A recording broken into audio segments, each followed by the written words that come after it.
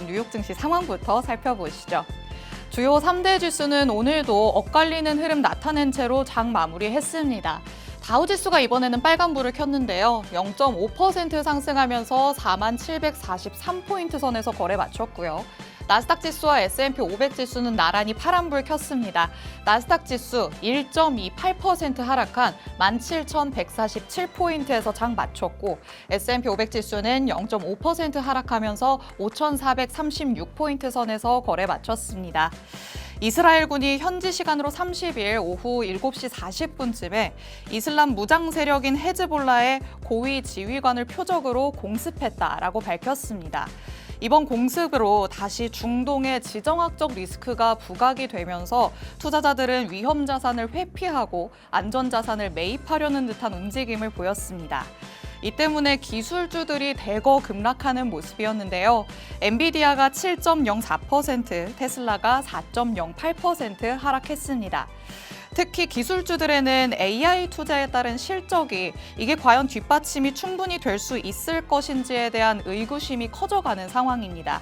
그렇기 때문에 지정학적 리스크까지 부각이 되면서 투매 현상이 나타난 것으로 보입니다. 주요 AI 관련주인 브로드컴 4.46% 빠졌고요. 퀄컴 역시나 6.55% 주가가 밀리는 모습 보였습니다.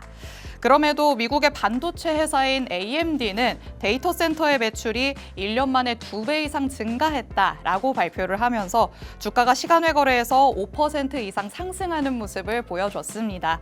AI 칩 판매가 지속적으로 성장함에 따라서 이제는 엔비디아를 바짝 추격하고 있는 모양새입니다. 투자자들이 이렇게 기술주는 매도를 하고 국채와 금 매입에 나서면서 국채 금리는 또 한 번 떨어지는 모양새입니다. 10년물 국채 금리 0.89% 하락하면서 4.141% 기록했고요. 여기에 또 골드까지 수요 증가로 크게 오르는 모습을 보였습니다. 1.08% 상승한 2,451달러 선에서 종가 형성했습니다. 달러는 반면에 아주 소폭의 움직임을 보였습니다. 약세 0.01% 하락한 모습 보여줬고요. 104.55 기록했습니다.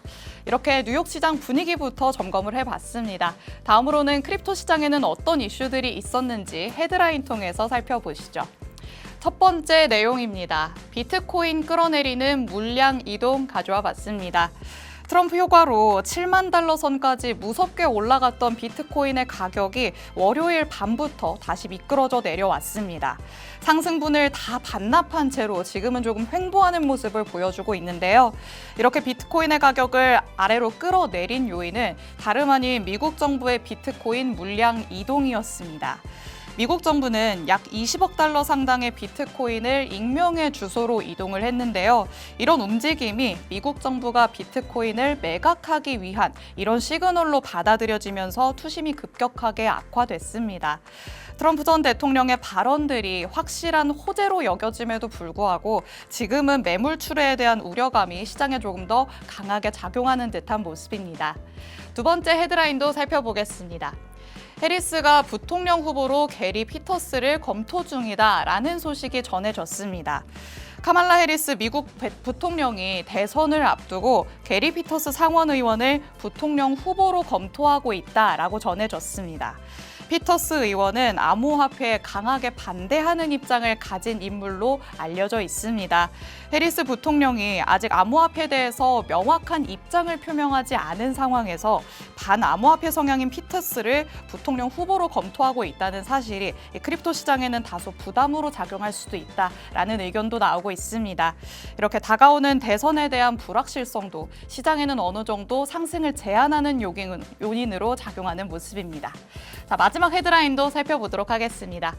크립토 시장이 테마화로 성숙되는 모습을 보여주고 있다라는 의견 나왔습니다. 글로벌 암호화폐 데이터 플랫폼인 코인마켓캡이 2024년 상반기 암호화폐 시장 보고서를 출간했습니다. 보고서에 따르면 지난 2분기 동안 이 암호화폐들은 테마에 따라 나뉘면서 비슷한 흐름을 보인 것으로 나타났습니다. 솔라나 생태계는 지난 8개월 동안 27개의 신규 토큰을 런칭을 하면서 지속적인 성장세를 보여왔습니다. 다들 알고 계실 것 같은데요. 여기에 또 이더리움 생태계도 비슷하게 14개의 신규 토큰을 상장하면서 솔라나 다음으로 큰 성장을 보였습니다.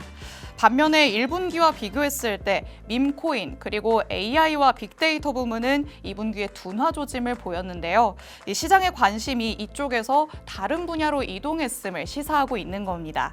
이렇게 테마화되는 모습을 보인다는 건 암호화폐 시장이 점점 더 성숙해지고 있다는 걸 나타낸다라고 전해졌습니다. 이렇게 크립토 시장 분위기, 이슈들도 체크를 해봤습니다.